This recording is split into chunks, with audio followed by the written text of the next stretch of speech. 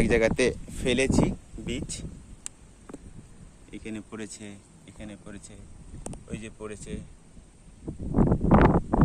দেখুন টেনে টেনে নিয়ে আসছে। আর একটু কাছে যাই,